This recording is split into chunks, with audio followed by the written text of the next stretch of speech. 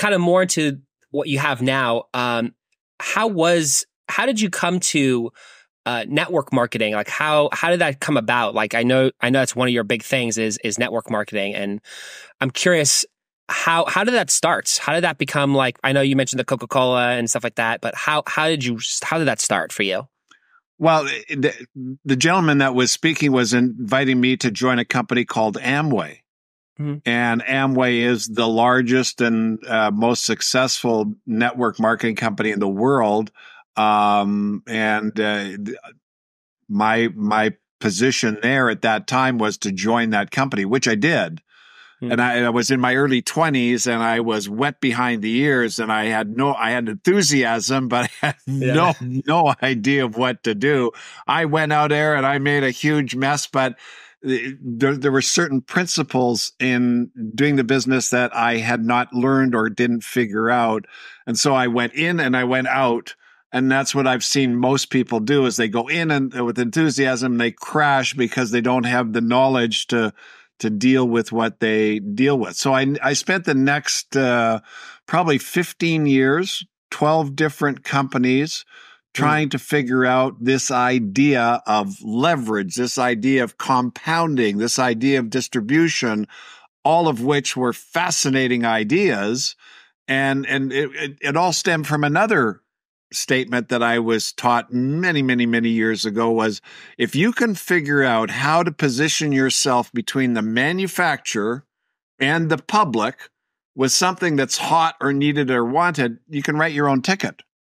Right. And that idea, the Coca-Cola machine, I mean, man, how do I do this, became the truth of the matter. And I spent years doing it, and then I finally figured it out. Wow, that's awesome. And how is it now? This is your formula, right? This is something you developed yourself? I think it was a combination of observation and reality of what actually happens and what you have to do and what you need to know, learn, and understand. Now, fundamentally, we do one very simple thing. We just talk. Yeah. So we talk to people, we find out what's important. We find out, but again, it's how you talk and what you present and when you do it and so on and so forth. So there's skill sets that are important, but the bottom line of where I am today and what I'm doing is basically, here's the myth, here's the truth, and this is what you need to do. And here was the other big thing. This isn't for everybody. Right. So it's kind of like the Cinderella story. If the shoe fits, you wear it. But if you are interested and you have that aptitude, I mean, when I was a young man, I played baseball. I played Little League.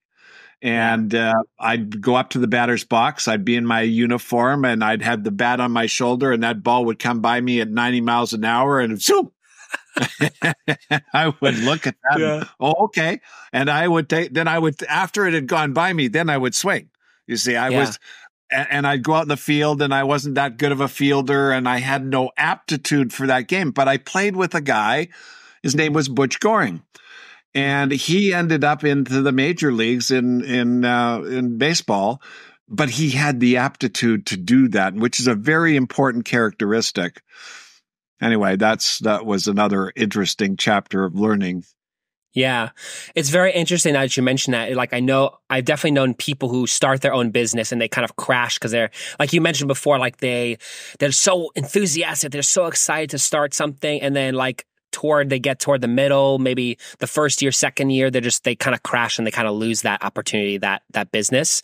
So it's interesting how you mentioned that it really takes a skill set to really, really build up and really get that motion of like, okay, now how can I propel it? How can I make it even better? You know what I mean? So it's very interesting that you pointed out. And for you, I guess, what do you feel, and maybe you brushed a little bit on it, what do you feel is the skill set someone needs for that? Like how someone builds something even from scratch, or maybe not, but how would building something from scratch, what skills do you think a person should have and need? Back in 1999, in network marketing, there's a tendency to, it's personality driven.